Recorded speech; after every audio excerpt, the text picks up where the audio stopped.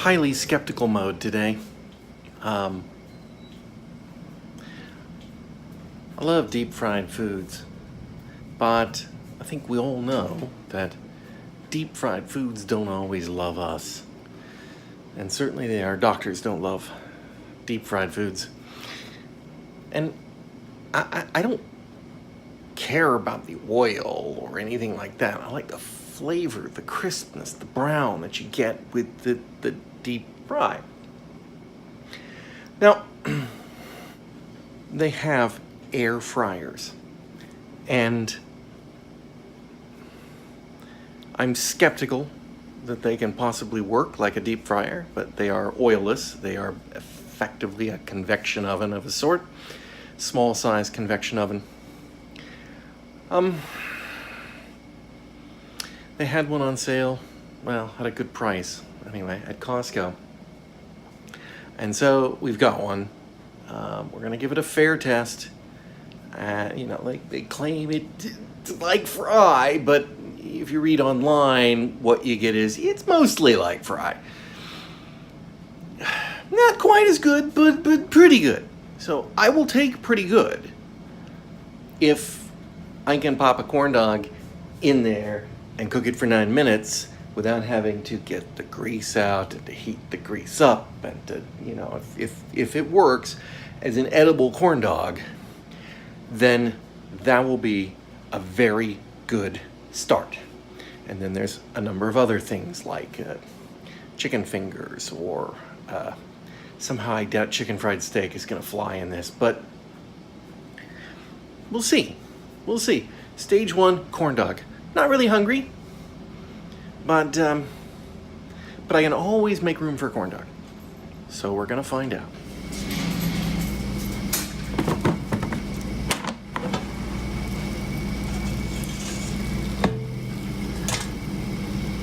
It looks like a burnt corn dog to me.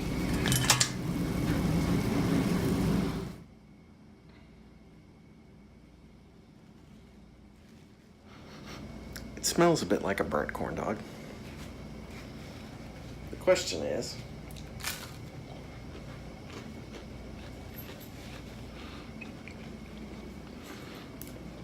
how does it taste?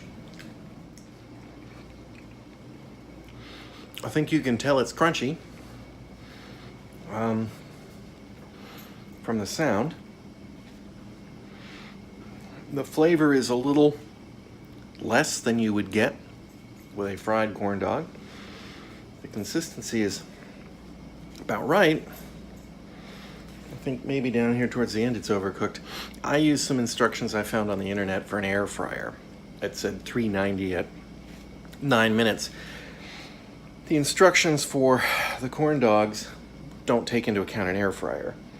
It said 350 at 9 minutes. So I don't know if they are using a different brand of corn dog, or they've upped it because of the differences, or what. But I think I'll try another one at 350 for 9 minutes and see how that compares. Got a tale of two garbage cans here. This one over here is our old kitchen garbage can. It's still here in the kitchen, obviously, but it's our old kitchen garbage can. It's one of those automated ones that you can, wave your hand in front of, and lid opens up, you put garbage in it. And I really like this garbage can for any number of reasons, not the least of which that it's kind of cool because it opens up. But it's also got a good design in that if you look inside, there's an inner liner that you put the bag on, and if you've ever put a garbage bag on a garbage pail and you had to get all the air out of it because you get it trapped in the back, this thing has an air hole in the back to let it out. I mean, it's just a well thought out garbage can, and we really like it, and it cuts the odor down quite a bit.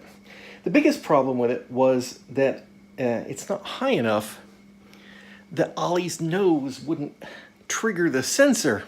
And so he would constantly go over and trigger the sensor and raise and lower the lid. So we had to put it up here on this triple layer yoga step to keep him out of it. But anyway, the problem we're having, and the reason we've got this new one over here, which is the same brand, just a newer model, is because when we came back from our trip, it didn't work right anymore. You would trigger it, and it would, well, wouldn't open, or sometimes it would open a little bit, and I tried all various resets and thought, oh, the batteries went dead while we were gone, so I put in some fresh batteries that we had here in the house. Didn't make the problem go away. Here recently it was getting a little better, but it's not really meant to be serviceable. There's no real hinges or parts that you can get to without disassembling it. And it's a $29 garbage can on sale at Costco. So I picked one up the other day after I'd finally given up on this one. It's been a couple weeks. I've been working on it. But I wasn't to the point where I was going to tear it apart, which is the point where I've assumed that it's broken and will never work again. So we got the new garbage can. I just put the new garbage can in, and I went over to get some batteries for it up here on our battery shelf, and I found some of the batteries had burst.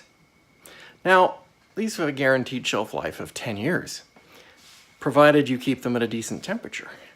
And I realized all my batteries were exposed to the same heat that damaged my tea and the same heat that damaged the garbage can, or seems to have damaged the garbage can.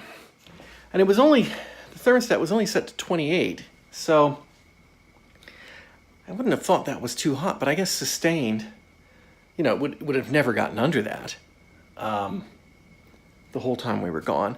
So once it achieved 28, it would never go below. Maybe it was too much. But after I put that in, and after I get the new garbage can in place and all set up and everything, then it hit me. Well, what if the batteries, because when we came back, it didn't open. I thought, well, that's what happens when the batteries are no good. So I put new batteries in it, but the new batteries are the batteries that came from up there, and those batteries, some of them burst because of the heat. So does that mean that the new batteries are also compromised in the garbage can? I don't know, but anyway, since I'd already put the thing in place, I wasn't going to get rid of the other one. So I went ahead and cracked it open. And there really isn't much in the way of serviceable parts inside, but it does have an offset cam kind of thing so that it turns and that pushes the thing open and the spring closes it back down. So I WD-40'd the hell out of that and put it all back together. And amazingly, I didn't completely break it because it is just cheap plastic in there. And I don't know, maybe it works. So far it works, but it can sometimes go 30, 40, 50 tries, work fine, and then on the next one it'll go, yeah. So, I don't know. It's the morning after I tore apart and WD-40'd the garbage can. Now, yesterday, all day, I kept swiping my hand over it to get it to open and circulate the lubricant throughout the system. And one time it, instead of opening like this, it opened like that. But the rest of it opened consistently.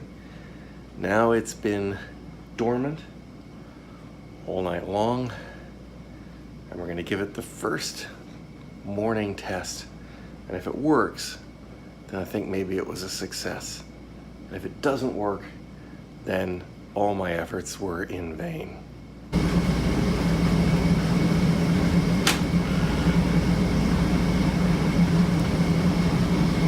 And it has failed to work.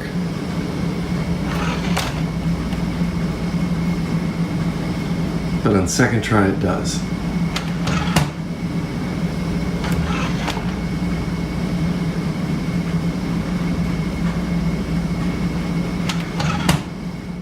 The air fryer is going back to Costco.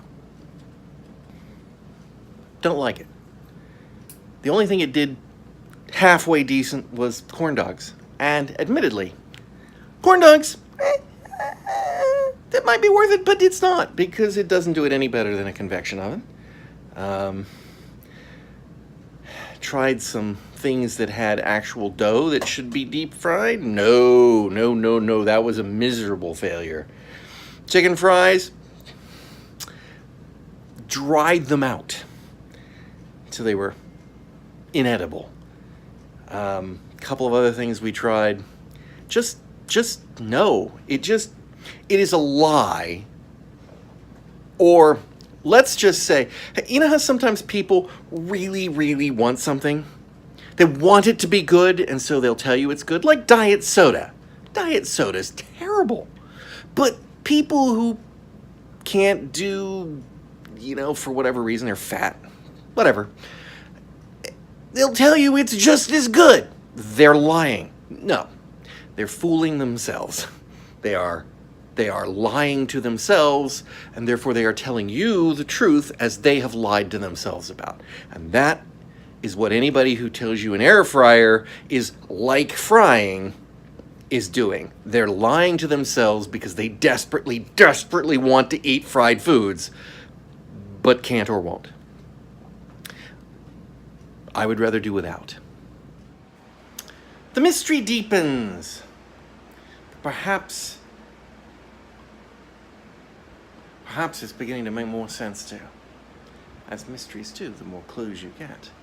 I had to get a new deodorant stick today, gel deodorant that I use, and I buy it at Costco, which means you buy it in a pack of 40 or so.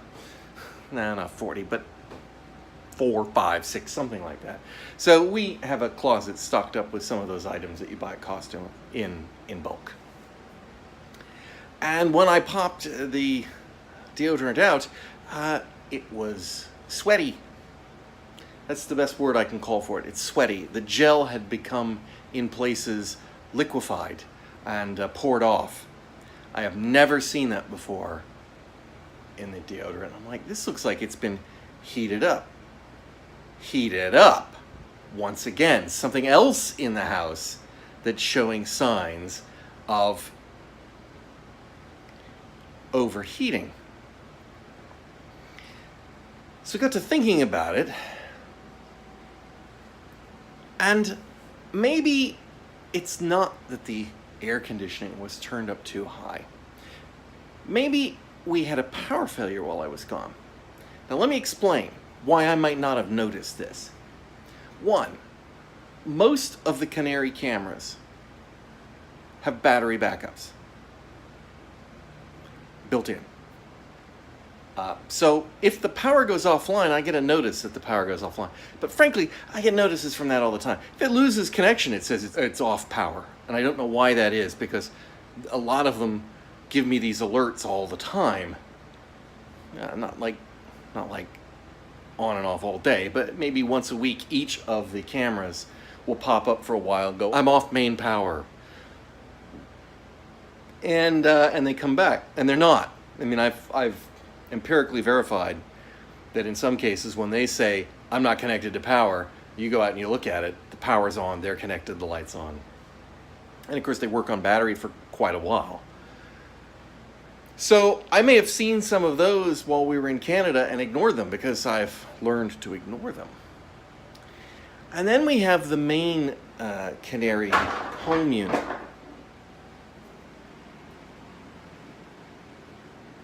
That's a troubling sound. I'll explain that in a moment.